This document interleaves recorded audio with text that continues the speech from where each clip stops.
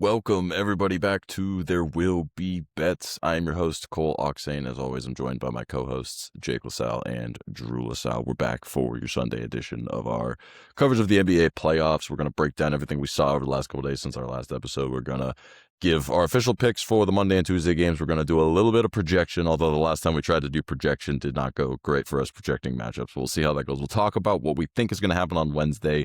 No official lines out for those games yet because it is still barring some results on Monday, Tuesday, and even tonight here on Sunday night as we record this. So we'll get into those here. We'll touch on a couple of the storylines because a couple of big things did happen over the last couple of days that I think are worth noting. First and foremost, guys, the Nuggets might stink.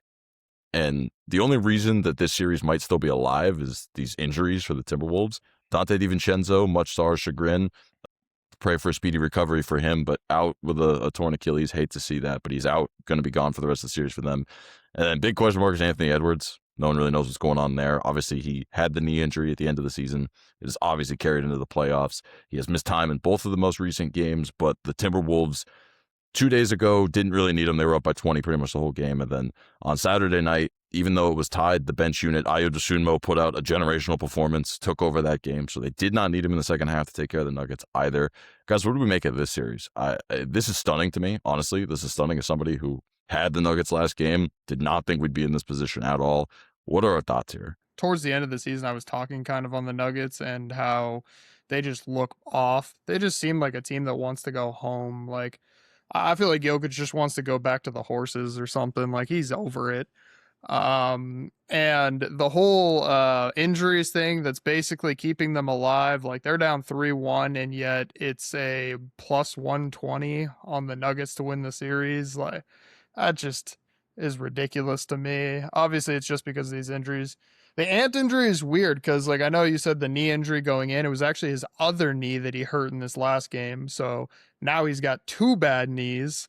And then obviously losing a 3-and-D guy really hurts. So I don't know what's going to happen, but clearly they still put them away in the game where both of them got hurt in the first quarter. So I don't know what to think of this Nuggets team. I think they just stink, and it doesn't matter. Like, with all the injuries on the T-Wolves, whatever team makes it to the next round is probably going to be a 4-1 type of series for the other team, the Spurs. But there's also Wemby injuries, so we'll see what's going on. Yeah, it's a disappointing. I think part of my pick that I gave out a few pods ago was a team to win in 5, and yeah, I don't. It's obviously not going to be the Nuggets, but I see them battling back, at least getting Game 5. We push it to Game 6, and we'll reassess from there. But I think that line Jake mentioned is kind of indicative of, like, the books clearly believe, with all the injuries in play, that there's a chance we see this go into 7 games and the Nuggets getting back into it. Seems like Edwards might miss at least 1 or 2 of those, and you lose DiVincenzo, rip there. But very, very underwhelming performance thus far from the Nuggets, and yeah, disappointing overall. Yeah, I think this series is going 6. I think that's just what it is. I think Denver pulls out all the stops, finds a way to win at home, Game 5. And then I think they go to Minnesota. I think Minnesota takes care of them there, especially it gives a little bit of time for Ant. Again, we'll see what happens if he plays, if he doesn't play. I agree that the minus 10.5 kind of makes me believe someone knows something about Ant not playing in Game 5. But I think that's probably the most likely outcome here. There's only been like 13 teams to ever come back from 3-1 in the entire series, or in the entire history of the playoffs. And this Nuggets team just does not have the build of a team that's going to do that. They are not super 3-point reliant. A lot of the teams we've seen do it in the past are high variance teams, so they dig themselves a hole but then shoot themselves out of it. Or, it's legendary teams, like whether it's the Cavaliers in the finals against the Warriors or some notable series like that, or the Thunder against the Rockets, or the Warriors against the Rockets. All of those like prolific shooting teams are kind of the teams that do it. And this Nuggets team does not have that build, and they don't play good enough defense either, in my opinion. So I don't see it happening. But again, I guess we'll see. It's a weird series overall, and Jokic has not looked good. I know there's people coming up with all sorts of rumors on what could be going on with him. Sure hope it's not anything more than Gobert's a good defender and it's a tough matchup for Jokic. That's kind of what it seems like to me. But I think that's about it. Jake, you have any last thoughts? I did see some headlines before the show that it could be potentially an actually serious knee injury in up to 3 weeks. So We might not Mm. even see Ant back in this series. So it's like I just don't know. The Timberwolves just don't have a lot of firepower. Like I don't know how they did it last game. So that Io DeSunmo 40 points, man. Like that's what it was. It's the next man up, I guess. But if Ant's truly out, like if that's true and that's these guys actually are what plays pulling up out, with the D-back squad, the power of friendship squad, and winning. Gotta have a D-back you know who it's reference gonna in have to every be. podcast. Absolutely. Always D-backs reference. You know who it's gonna have to be then. As much as we all hate, it's gonna have to be Julius Randle. Like, Inefficiency that's gonna at have to its be. max. Give him the crown, inefficiency king. We'll see how this plays out. I think the takeaway there is it's uncertain, and it feels like it should be the Timberwolves can find one way to win one of these 3 games. But hey, who knows? Weird stuff's going on, and it feels like it's only going to get weirder. I think the Nuggets need to take care of business in Game 5. I think just for like a confidence standpoint, you need to go out and you need to thump this team, especially if there's no Ant. You need to at least send them back to Minnesota a little bit on the back foot. Obviously, if you lose, you go home. But even I think winning a close game really is going to be one of those. The Timberwolves will tell themselves we can play with this team every game. It doesn't matter who we have on the floor. So I think if you're the Nuggets, you have to come out. You have to thump them, especially because these last 2 games, out of 7 or 8 quarters, like 2 of them have been competitive. Obviously, the 4th quarter of the blowout game on Thursday is like I'll throw that out. That wasn't a real quarter. But of the other 7 quarters where all the starters were playing, like a lot of them haven't been competitive. And you've had Jokic and Murray on the floor, so. Things could be rough for the Nuggets if they don't at least take care of business on Wednesday. So we'll see how that plays out. Another team I have questions about that I was pretty high on coming into this playoffs. They are playing another team I was high on in the Magic, but this Pistons team, other than Cade Cunningham, this team does not look good. I mean, Duncan Robinson shot the ball okay, but especially watching that game in Orlando on Saturday, guys, is this Pistons team in trouble? Are they going to be an 8 or one that loses to an 8, or are they at least going to get through the series? I don't know what to think, but they do not look good right now. I think there's one player in particular that's a fraud, and his name is Jalen Duren. This man, I've watched 3 straight games, and I think the only shot he's made is an alley-oop. This guy is just horrible on the offensive end. Oh my God. Cade Cunningham is just putting this team on his back, and the only reason they are even in this series because the Magic look good. They look like a team who got one of their better players back and were ready for the postseason, and the Pistons look like they are a young team that just didn't show up. I don't know what to think. Yeah, it's been an underwhelming performance from the Pistons. You get Cade back and definitely see the bright lights kind of taking hold a little bit, and especially against a Magic team that has so many limitations offensively. They got pretty much blown out by the Sixers in the play-in game. They obviously blow out the young Hornets team, but this is very much alive for them to win this series. Like these games are brutal watches too, by the way, just absolute slugfest. It's like I'm watching the 80s basketball, but with less entertainment from a star perspective. It's pretty hard, but we've been drilling the Magic in these spots. I'm gonna butcher his name. Bickerstaff. How do you say that? JB Bickerstaff, right? Okay. Yeah. Brutal against the spread. So I see us playing the Magic in some spots here down the stretch of this series and see how that plays out. But yeah, it's weird. So I was high on the Magic. I think with Franz Wagner back, this team's not really an 8 seed. They're an 8 seed in name only. Desmond Bane finally had a performance like the guy he was supposed to be when they brought him in to take the next step. Obviously was nuclear from 3 and was really the reason the Magic were in that game because Paolo had another very inefficient day. Franz Wagner was good.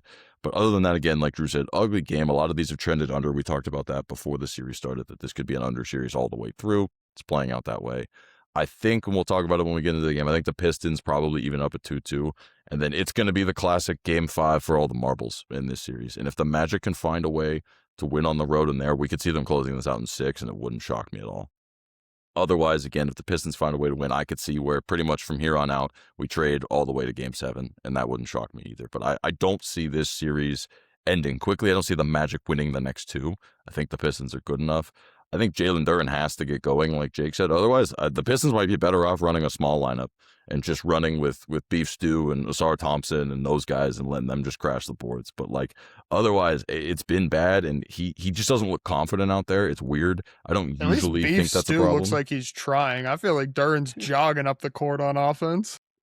Yeah, like I said, he looks like somebody who's losing his confidence, and that's unfortunate because he's a young guy. I think he is a good player, but it might just be the truth. Somebody with a little playoff experience, sometimes that happens. I don't know.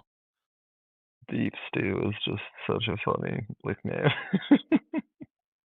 Yeah, and then Unfortunate one. his problem is he's out there picking up technicals and trying to act like it's the 2005 Pistons and shoving people and doing dumb crap. And like I said, Bickerstaff, I think he elevated this Pistons team when he first took over, but I think they have hit the point now where his weaknesses, which are the same weaknesses he had when he was the Cavs coach, are beginning to show themselves a little bit. That in these late game situations, tight, he's not really coming up with anything creative. It's just the Cade show. Just luckily for him, Cade is that good.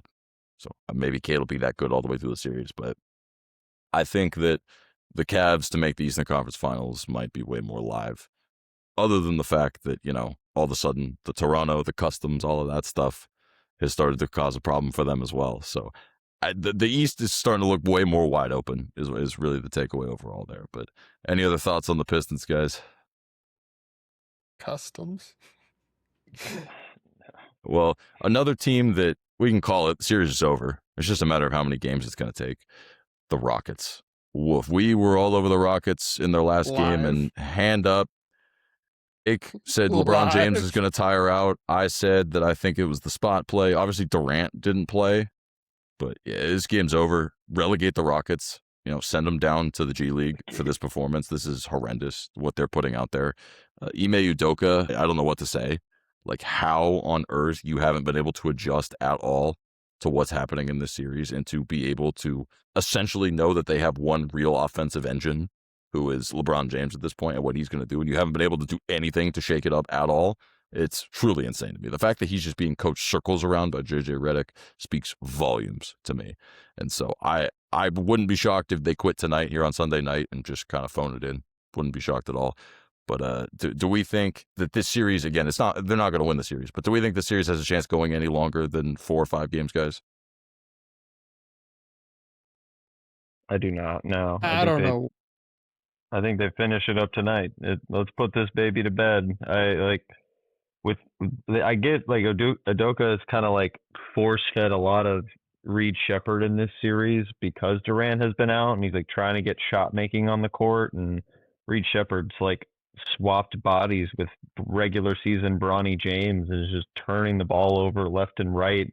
You want to talk traffic cones? That dude might be like a whole intersection is shut down and just like go around him at anytime you want to, dude. He is so bad and he is such a liability on the court, and yet he's playing like 35, 40 minutes. But yeah, I think they put it away tonight.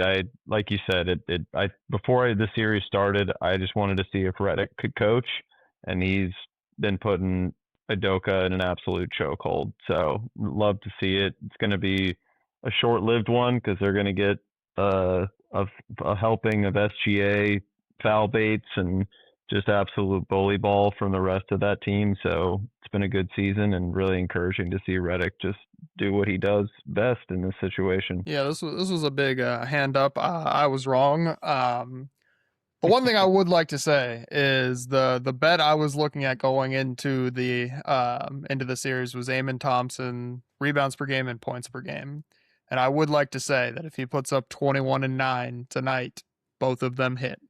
So I don't care if they lose tonight. Just let's put up a game. Yeah, I mean, to a certain extent, if he has a good game, you want them to lose. You want him to put up that good game and lose. You don't want to mess around with him having a trash game. Exactly. If it happens tonight, it happens tonight. Oh well. They're probably, and let's be honest, that is the math. Is if he's gonna not hit that, the Rockets are just gonna get blown out anyway.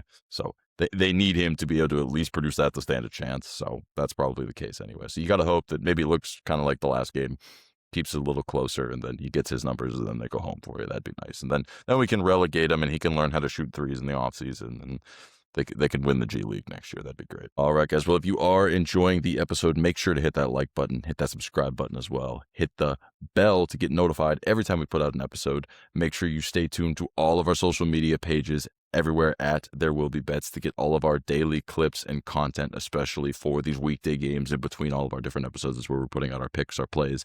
We had one go live today. Drew gave out Colin Murray Boyle's over PRA. That cashed in the morning game today, so we'll take it. We're on to the next one, and obviously, again, just stay tuned there. That's where we're going to be putting out everything. Also, you'll get more updated stuff, so if things like injuries do happen, that's where we could put out more updated stuff than when we project these games a couple days in advance. So stay tuned there as well as here on YouTube for our next episode coming later this week. We're here. We're back to another week of the NBA playoffs. This is always kind of the fun week where you start to see some of the series get way out of whack, where like one series will end and there's another that's going to go for another week. So that's where this starts to get really fun. But currently we still have all round one series. Maybe by the time we record on Wednesday, there we could be projecting some round two series. But for right now, we're going to finish up the round one series on Monday and Tuesday. First game on Monday is going to be those Pistons that we just talked about, laying 2.5 on the road against the Magic. 214.5 is the total.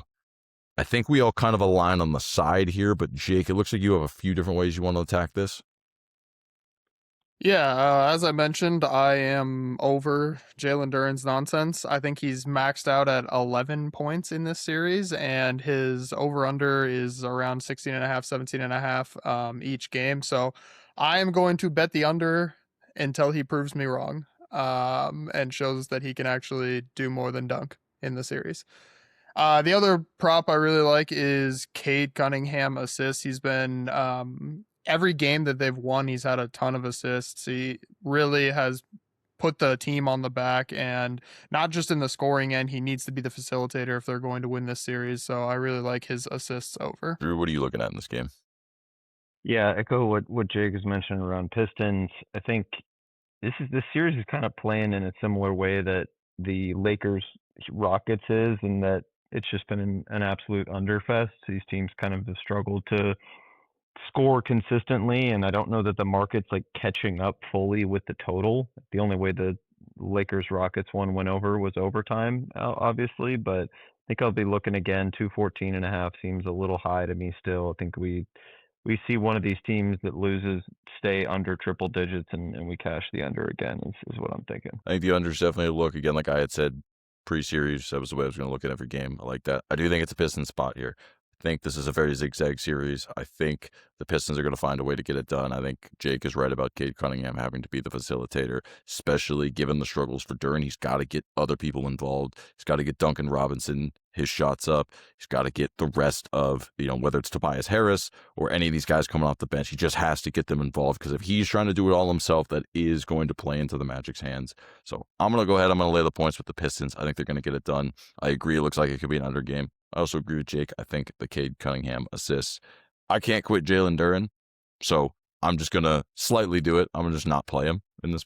I'm going to tell Jake that there is going to be a game where Jalen Duren is impactful, but I don't think I'm going to take the under either. I think I'll let Jake do that. He's well justified in doing it. Sometimes a spite play is the most satisfying play, especially when you're right. So I'll let him take care of that for us. He's going to be very impactful from the bench. Yeah, especially late in games. That's kind of been what he's been. So. All right. Well, we're all agreed there on the side, at least, so that's how we're looking at this game. We'll move over to, you want to talk about dead. Well, the Suns are probably dead. Thunder minus 10.5 versus the Suns in Phoenix. Total sitting at 213.5. Drew, you said you hate the Suns. You have any play on this game, or you just wanted to get it out there before they're gone that you hate this team? No, that's all I have to add there. I saw you guys had Thunder alts on the sheet, and I'll let you guys speak to why you like that. I'll be tailing you there. So yeah, good adios, Phoenix. I don't want to see Devin Booker anymore. Although that technical foul was one of the biggest jokes I've ever seen in a game. That was a legitimate save attempt for a ball going out of bounds, and he got a technical. Yeah, that was crazy. But yeah, it's funeral season. The Thunder are a team that are very good at doing this. If you look back at them in closeout games last year, and even in the first round of the playoffs before that, they show up for these closeout games, and they tend to take care of business more often than not. So what I did is I looked at it based on, okay, the spread is 10.5. I'm going to lay the points with the Thunder. Then I went and looked at what their average margin of victory in closeout games is. Well, guess what? It's 18.7 points. So let's go ahead and lay the minus 18.5. Let's just say they can average what they average. And then, because obviously we're not going to stop there, I went and laid the minus 28.5 just because the biggest margin they've ever had was a 29-point victory. So I said, screw it, let's go and see if they can just top their biggest margin ever against this sad Sun team. So that's how I'm going to play it. Main play is going to be on the spread, and then sprinkle a little bit on those alternates. That's how I'm doing it. Jake, are you thinking kind of the same thing? You adding more? What are you doing? No, I'll probably do the same thing. I may add some extra in betweens. It's just in these game fours when you're about to get swept, like the Suns looked like they were a dying team last game. Their superstars looked like they're kind of just over it, and the Thunder are a type of team. They're a young team where they don't care. Like they're just gonna come out and play ball. So they're gonna come out and stomp them, and eventually, if they get up by enough, this Suns team they're just gonna give up. They just want to go home, end the season, and just move on to the next one. So I could see this team just walking all over them. Yeah, and I think it also just might be as simple as the fact that the Suns are just incapable of playing a close game against this team. I mean, they looked good for, not good, but they looked like they were going to play it close for 30 minutes of or maybe not even 30 minutes, but the first quarter and a half on Saturday. First 20 minutes, and then they had a 10-0 run to end the half. Yeah, and then from there it was just smooth sailing. So I think that's what it's probably going to end up looking like here now. It's just a matter of how much is OKC going to want to name their number. So again, tread lightly on the sprinkle on the alts there, just because again it is only round one. I could see where Dagenalt says, "All right, we're up by enough. Let's get the guys out." You never know. So that's the only real caution I would say there. But I like this. I like the Thunder on the spread. We took Thunder sweep before the series. I'd be flat out stunned if that doesn't happen. And any other thoughts, guys, or is it just that simple? And let's get on to when the Thunder actually play real competition. I even think the Thunder backups at the end of the game will probably just put up some numbers. The Suns team is sorry. Yeah, I was trying to think of like who gets minutes in the blowout. Who can we take live on a points total over? Kind of with the Baylor Shireman equivalent, if you will. I could see it being Jared McCain. I know he's not quite the Baylor Shireman equivalent, but he's the type of guy who they have been running him minutes, but he's not in their heavy rotation, and he's a young guy to where you say, hey, the second half is yours, young man. Go ahead, put up some numbers, get some experience. Like he would maybe be the guy I would look at, even just regular totals going in, because he will be in the rotation no matter what. And then let's say he plays a full starter's worth of minutes because it's a blowout. I could see that happening. Otherwise, I guess the only other option is go read the roster, look back at some history of the regular season, who got in their other blowouts. I'll admit, that's a little bit out of my depth as far as it goes. I usually am only certain about the 7 or 8 man rotations, but hey, those of you really looking for some sicko stuff, that's the way to do it. Go find those names deep on the roster. Only know the Celtics.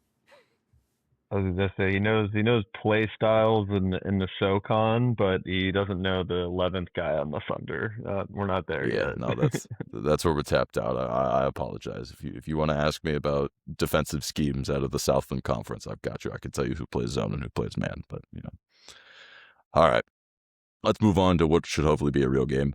The Nuggets minus 10 and average. Timberwolves touched on it at the top of the show. A lot of uncertainty. We're not sure if Anthony Edwards is playing. Seems like, based on the injury reports and the spread, Anthony Edwards is not going to play. This game is back in Denver. It's a must-win. It's a win or go home for the Nuggets. Jake, I know you don't know what to think about this team, but there's got to be an edge here, right? Yeah, I feel like it is. It has to be a play the Nuggets. And like you said, it probably is a play the Nuggets with the alts, and you might get caught looking because they're just a bad team. But it feels like we're back at home. We don't want to get embarrassed in a series where we're favored, and they have 2 of their starters, including their best player, injured. Like it's we gotta show up and not look like clowns type of game. So I do agree with the Nuggets look. I think Nuggets, maybe some alts might be the look in that game. And then Drew can touch on it, but one of the guys I was looking at in the last game, but he just added, is Hardaway. He has been crushing the glass. So I'll let you touch on that, but I like that look. Yeah, I tailed you yesterday on that. That was no doubter. Had like 2, I think, in the first quarter. Ended up with 5 for the game. Hit his 2.5. Had a big plus number pretty easily. But like anything with NBA, it's really a minutes dynamic. If like he's getting over 20 minutes, he's been going over this pretty consistently. And now obviously you're down DiVincenzo. We'll see like where his number ends up. I imagine maybe we see a 3.5, maybe at a plus number this time around, but I think that's still good. Like I think with the minutes jump that he'll see in this game, it's just you just need to be on the court really at this point. Like I also like Naz Reid. You saw his shot volume go up. I know Dosunmu had the crazy, insane 43-point game. I think that's maybe an outlier instead of the rule, and Naz Reid will continue to get his looks from beyond the arc, and I think we'll probably see his number floating in the like mid to high teens, depending on what kind of jump they give it without DiVincenzo and Ant in the mix. I think if you want to keep playing the 3-point angle, Naz Reid's the way to do it, because he can fill in a lot of the 3-point attempts that would have been DiVincenzo's. So I think that's a good way to do it too. If you want to play on Naz Reid, if you want to do points, it makes sense to me because he's just going to be more of a focal point. But if you want to play his threes, I think you get some good plus money on either his regular line or some alternates, depending on what you're looking at there. So I could see that too. Maybe climb that ladder a little bit as well. And then Hardaway rebounds, what you guys are saying makes sense with the minutes. I agree. It feels like a Nugget spot. Like I'm going to lay the points with the Nuggets. Again, I just have to trust that Jokic and Murray and these guys can figure it out. And if they don't, they don't. I mean, I'll go down, right? That's a ship I'm willing to go down on. I think Nikola Jokic can figure it out one game. See what happens. Maybe Gobert is just truly the Jokic stopper, and I'll be wrong. But hey, I like my chances here, especially. It's one of those weird dynamics too. You had such an emotional game. You watch not one but two of your guys go out with injuries. Dosunmu with the insane game. All of that at home, the energy, then to have to go back on the road and to try and take care of business, it has letdown written all over it, in my opinion. So again, maybe the Nuggets are just kind of broken, but I like to believe that the letdown is still there enough that let's go ahead and take the number. And again, it does feel kind of ratty, kind of, the same way that some of these other lines in the playoffs have been, but sometimes these rat lines have been rat lines for a reason, and they just, they made sense. So we'll see what happens. I think it's a Nugget spot. I think the props these guys gave make perfect sense to me. So we can move on to Tuesday. So this game is actually, as we're recording, they're playing game 3. It's an 18-point game and a half. The Celtics are beating the 76ers. Based on our projections and what we've seen in the past, we're guessing the Tuesday is going to be Celtics minus 12.5, minus 13.5. Total's going to sit around the 218, 219 spots. So that's kind of what we're looking at here. But we do have some prospective plays. Obviously, the numbers won't be out until after this game is played, but we're going to say what we're going to be looking at. Jake, I know you have Mr. Consistent here. Are we going back to the well one more time with Jason Tatum? That's the way I'm leaning right now, but I am weary in this series, especially in the next game because of what we're seeing right now. Like Embiid is back. They're still getting whooped. It's kind of has vibes of the Suns, where this team just seems like it's a dying team.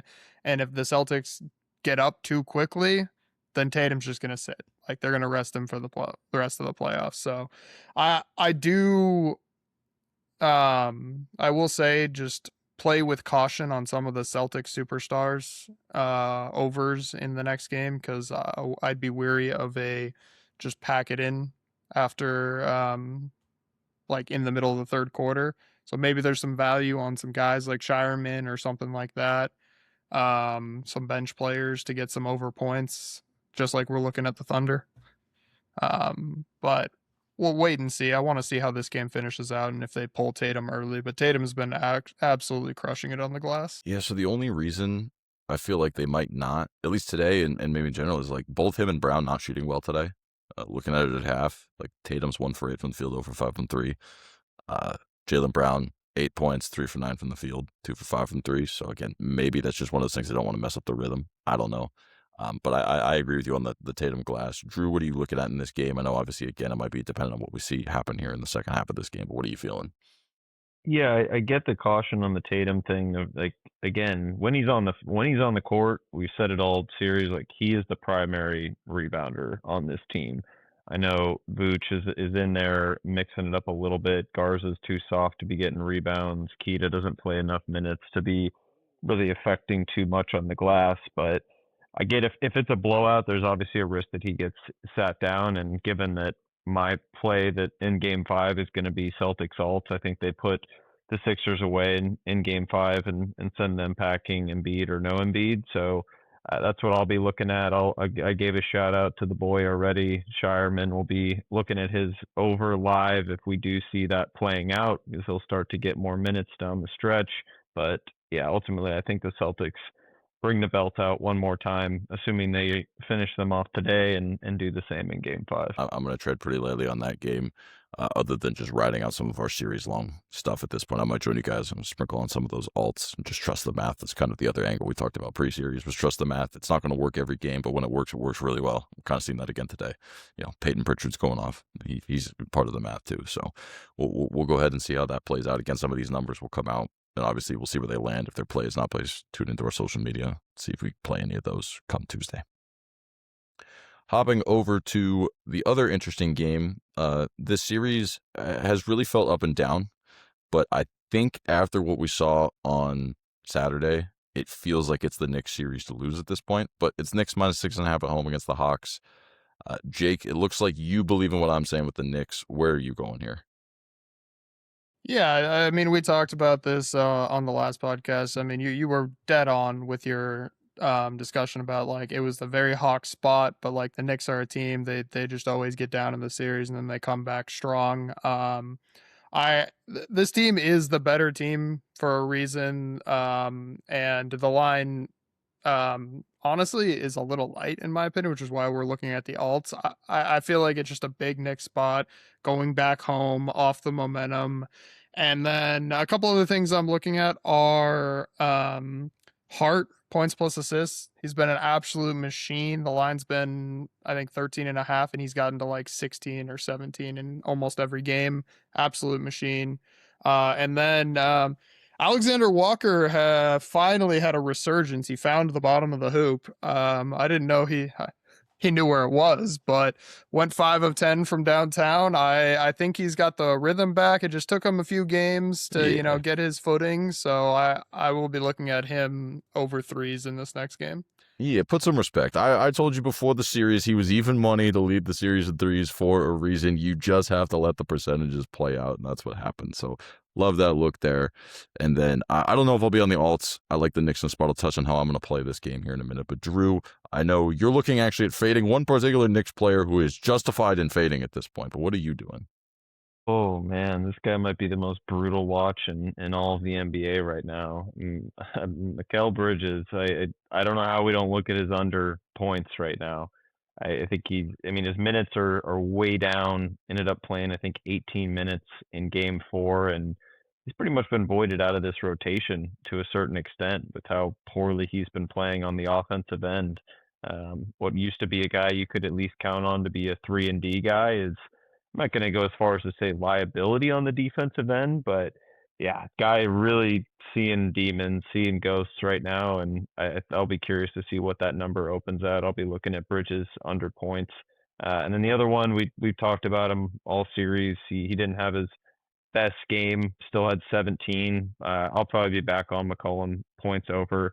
It's another low efficiency game for him, going 0 for 4 from 3. I think we probably see that maybe drip down to 18.5 again, and I'll take a bite of that. Yeah, I mean, he had 16 in the first half. Obviously, I gave that out as my play of the day yesterday. It didn't get there. It was a blowout in the second half. He wasn't efficient. It happens. He's not going to cash every game. But I think that's the right look. I think it continues that if the Hawks are going to stay in games, it has to be him. And I think the Bridges under. He's in that Jalen Duren bucket at this point. It's just this series might not be him. Sometimes guys played poorly for a stretch of games. It happens, right? I don't think Mikal Bridges is a bad player. I think it's just a bad stretch. But let's profit on it while he's having the bad stretch. Sometimes bums play badly. Bums. Neither of those guys are bums. Come on. There are bums in this league. It's not them. Yeah, one of them plays for the Suns. True. God. All right. Well, yeah, we can discuss the Suns never, but you can go ahead and figure out which bum. If you've listened to all of our shows, you'll know who Jake's talking about. But anyway, I think it's a Knicks spot. I think there's some value in playing this a little bit differently. I think that I predicted this series. I'm gonna give myself a little bit of a pat on the back. I said that this series was going to be the type of series where they split. Then I called that they would go back to Atlanta. Atlanta would find a way to win game 3, and then the Knicks would come roaring back. It's exactly what's going on so far. So let's complete that. I'll just give it now instead of in the futures category. But my play is, instead of taking the Knicks minus 6.5, I think you should go ahead and take the Knicks to win this series in 6 games, which would be either Knicks minus 1.5 games, Knicks win in 6, whatever it looks like on your respective book or market. You're getting it around plus 180, plus 185. That just means they got to win tomorrow at home, where they're a 7-point favorite. And then they just got to go and close the game out in Atlanta against a team at that point who might be dead and kind of over the hump a little bit as far as they've given everything they had. And I think the Knicks are starting to figure the series out. You saw it in the second half. They finally started going to Cat more. Jalen Brunson is finally settling in. They have even dealt with Mikal Bridges not being a part of the lineup and are still making it work with Alvarado and McBride and Josh Hart slamming the glass. I think this team has got it figured out. I think they're ready to roll.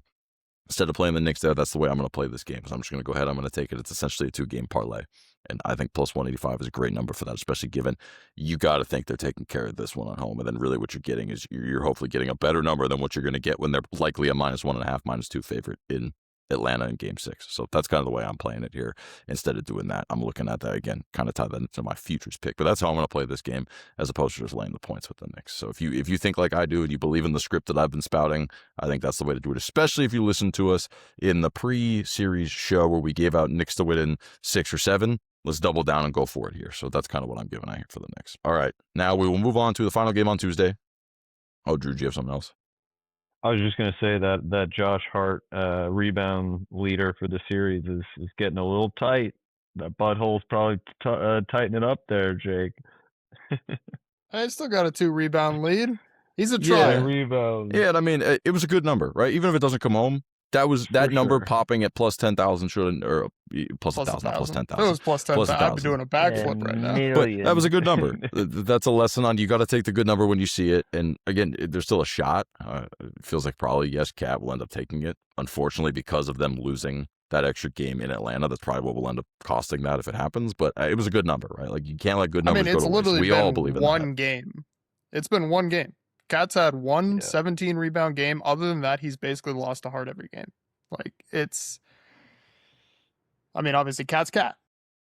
And especially if Cat remains as someone who has to be more the focal point on offense, which he needs to be, that does tire him out a little more. And they've stopped fouling. They've stopped running the hack of Mitch as much. So I think that helps too. That means Mitch gets his full allotment of minutes, which eats up rebounds from Cat as well. So I think that goes in your favor too. Did I say points plus assists or rebounds plus assists when I was giving out my Hart? Well, it was rebounds plus assists. You wrote points. I wrote points on accident, but I figured out. Well, there's your correction. Yeah, there's your correction for you. And those who have been following us closely know what he meant. You'll know that we have not ever given out Josh Hart points. Although he did kind of crush the points last game, which is kind of fun. But yes, rebounds plus assists. We will go ahead and move on to the final game on Tuesday.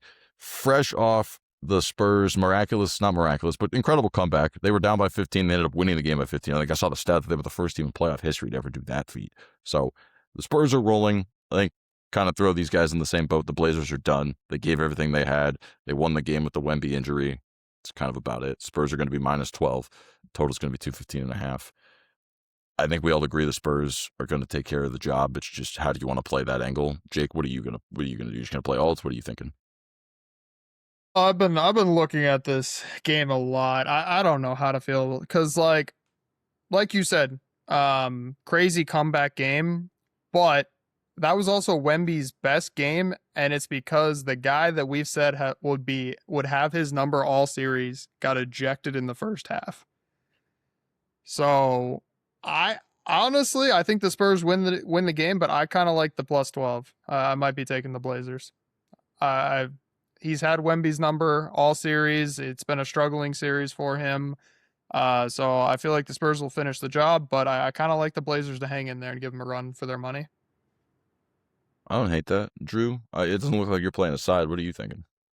No, I'm thinking I'm going to go back to Castle assists. I know it hasn't been the greatest for us, but with Wemby in the game, I think his mentality changes, his role in this team reverts back to the facilitator. You saw it even in a game where they really extended the lead at the end.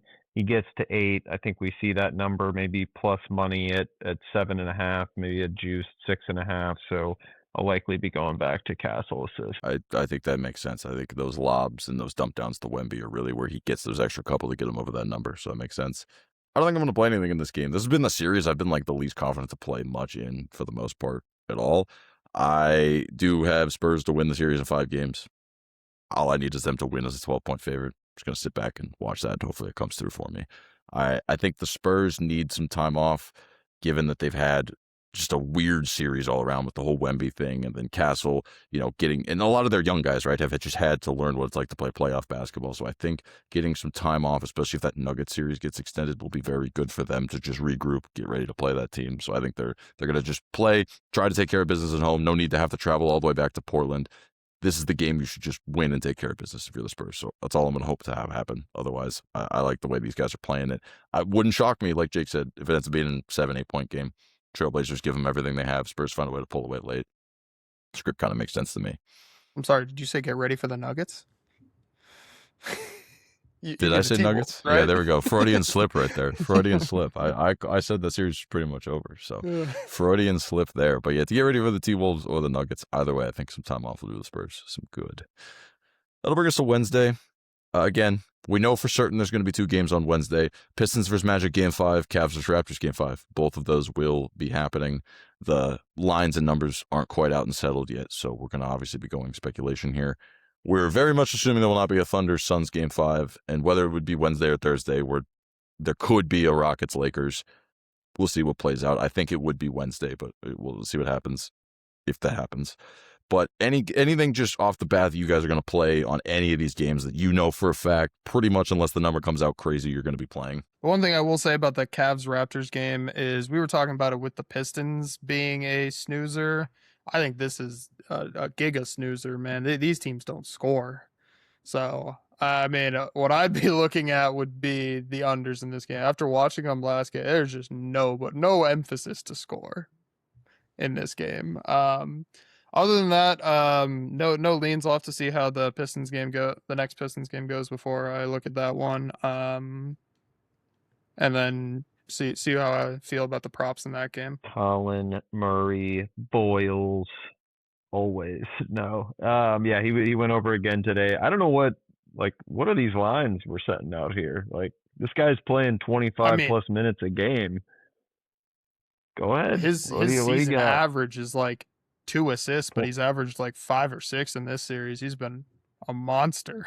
He's also swallowing boards, dude. He's bringing in like 7 or 8 a game. Like, they keep setting this PRA line at 20.5. It was like almost plus money on what I saw today. So I'll be back on it again. Like, you talk about these teams not being able to score. Like, there'll be plenty of rebounding opportunities, and he continues to outplay Jakob. So I just don't understand why this number continues to be so low. We'll see if maybe they bump it up a little bit, but anything 20, 21.5, I'll be on it again.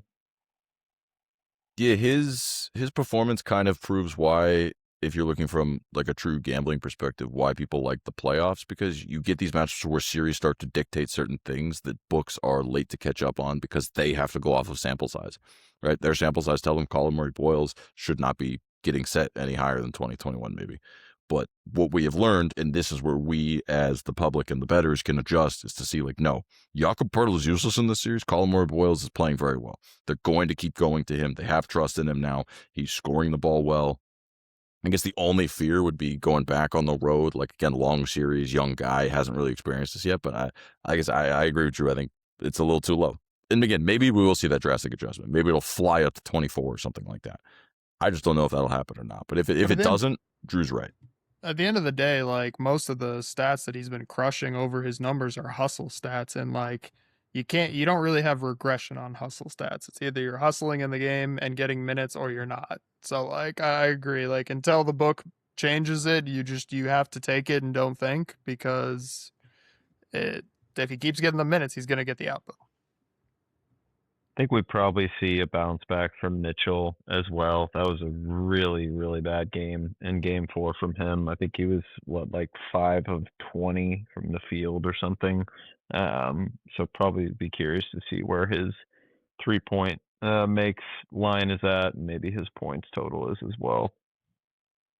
Yeah, I might look, especially back home. He still did have 4 threes today. It was a very inefficient 4 threes, but for those of us who took 5+ threes in any playoff game, he just keeps getting to 4 and not finding a way to put the 5th one in. Absolute cock tease with that 5 threes in a game. I think he's had 4 in 3 of the 4 games. Yeah, no. But I think looking for him points makes sense. I like that look a lot. I think also, if you're going to look at this game, you got to think Cleveland, same like we've been saying, this coming home pivotal Game 5. They're going to probably be laying 7.5, 8.5, but you got to think that's probably the side, especially with the Raptors traveling back. Like I said, a lot of young guys. Series goes longer, it gets tough. So that's kind of that. Only other thing I'll say is if we do get to a Lakers-Rockets Game 5, broken record here, like the under. especially back in LA. I like the under in that game. So if we get there, we'll take it. Yeah, maybe we won't get there. Live for what? The plus 1.5? The plus 2.5? Like, what are you talking about? You're not talking about winning the series. Also, I will note on the Cavs, there are a couple of guys that we followed that we respect that had a lot of love for the Cavs. I didn't understand it going into the playoffs, and they have proven that they're just I mean, it's tough watch. It's more Pistons based than anything, is with that respect. I guess you think the Cavs are going to win this series. Now it's probably taking longer than we'd hoped, but I think it has to do with the fact you're watching the Pistons struggle. That again, if it's a low bar to clear, it's a low bar to clear. I think that's where the respect came from. 100%. I don't know, man. If the Magics win the series, the Magics I feel like are live in that Cavs game. Oh my God, the Magic are going to the East Finals now. Okay, Jesus. I don't think it's crazy. The 4 teams in that top conference just look rough. Yeah, it's a donut factory. They can't throw in the ocean. Well, either way, we'll see how it plays out. I think we'll see a lot. If the Cavs are who they should be, they will take care of business. That's the truth. And if not, then maybe you're right. Maybe this Cavs team is not worth having any faith in either. So we'll see how it plays out. But those are kind of our brief thoughts on the Wednesday games. Again, stay tuned to the social media pages. You get our official plays for all those games come Wednesday. Real quick, let's touch in on the series future bets. Obviously, I covered the Knicks and how I want to play them, so I'm not going to reiterate that here. Go back 10 minutes to our Knicks breakdown. You'll see it there. Jake, you have one thing that you're talking about as far as series props you're still looking at. What is it? Yeah, I am a person who took Cade Cunningham to lead round 1 in points, which is looking good. That series is tied and probably will go 6 or 7 games. Right now, I feel like a good live look to round 1 point leader would be Jamal Murray. I think he's sitting at like plus 400 or somewhere around there. He's just shortly, I mean, technically he's ahead of Cade Cunningham, but has played one more game than him. But he's been trailing him by just a few points. And if you think due to the injuries from Minnesota that this series could go 7, I really like the value there. If they're going to be winning, it's going to be on his shoulders. We've said it from the beginning that Jokic is going to be the distributor and he's going to have to put up the points.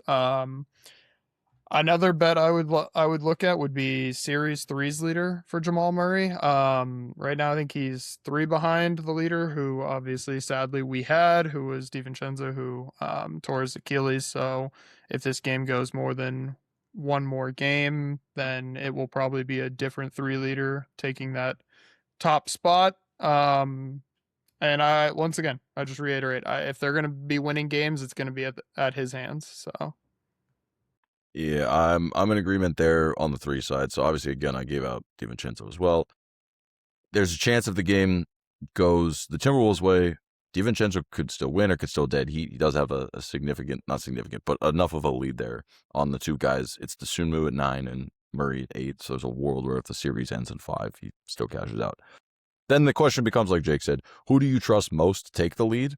Do you trust this flash in the pan from Sunmu to keep going, or do you trust Jamal Murray? I think I trust Jamal Murray. I think when we see these lines reposted, you will see him as the new plus money, small plus money, or even a minus money favorite would be my guess, depending on the fact that the Nuggets are a 10.5 point favorite in this game. They're going to be projecting at least 2 more games. I think you're going to see him as the favorite, but if you do have that DiVincenzo ticket and you do want to try and at least get some equity out of it, I think Murray is the way to go. So I agree with that.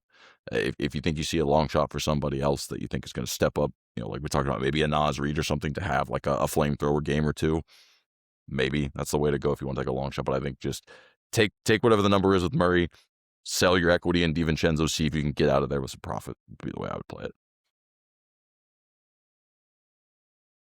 Murray's leading the series in scoring, right? Like that, he's got a comfortable lead. I think Jokic has gone under his point total in every I think game. He's up a point on Jokic. Seriously? No, not after today. There's no way. He was leading before today, and he got 6 points over him today. Yeah, maybe that's what. Maybe it was a point ahead of Jokic before the last game, and now, but he's not as far ahead of Jokic as you think he is, which is crazy. That's nuts. I feel like he scored 30 in every game. And yeah, Cade right now has been like absolutely crushing it. I think he was like 10 or 11 points ahead, like before Murray's game today, which obviously so- Murray had 30. So Murray is 6 points ahead of Jokic. It's 106 to 100 in total points. And Jokic has not played well. I think really what it comes down to is from that perspective of cashing both of those tickets, we really do need it to go shorter rather than longer. We just need to get it done. Let's hope that if we go in and we take some hedge with Murray, now we still have DiVincenzo, we have Murray, let's get it done. Maybe everyone shoots a little poorly. That includes Jokic. Murray squeaks out the points. That'd be fantastic if we could have that happen. It's probably asking for too much, but I mean, they're like a 10.5 point favorite, so yeah, that's asking for a lot. yeah, otherwise, I don't know. And again, I don't know how it's going to play out with the Jokic scoring thing. I like to believe Gobert's going to do enough to keep us in it the whole way, at least. So at the very least, I think we're never dead. But it's too close for comfort given the way it's gone. Completely. Gobert ain't out there to score. Yeah, it's just, so I mean, hopefully. Jokic could put up 50 in any game and it's over. That would be a But, good all right, outcome those for are the me. future and series looks. Obviously, we'll keep updating as series continue. We'll update our looks on that. But again, it's going to get smaller and smaller as we get less and less series and we get farther and farther into these series. So that's that. All right, to wrap up the show, I think we give out a lot of stuff here. As far as agreement goes, we all seem to think it's going to be a Pistons spot on Monday. We definitely think it's the Suns' funeral on Monday. And we all think the Nuggets should take care of business in that game, but we question it a little bit, especially given all of the uncertainty. Tuesday, we all think Celtics are going to take care of it. We gave the ways we're going to play that. Seems like everybody is in agreement on the Knicks. Again, it might be more of a prop game for some of us, especially Drew. And really the only one that we weren't super certain on was the Spurs. We think the Spurs could win the game. We think it could be close. Jake talked about Portland plus the points. I said I'm just going to sit that one out. Drew, he was talking about going back to the Castle well. So there's that. And then obviously come Wednesday, we gave some of our thoughts on how all of that could play out. We are in agreement for sure on Colin Murray Boyles. That's the one thing we are certain on, unless that line comes out dramatically higher than it has been.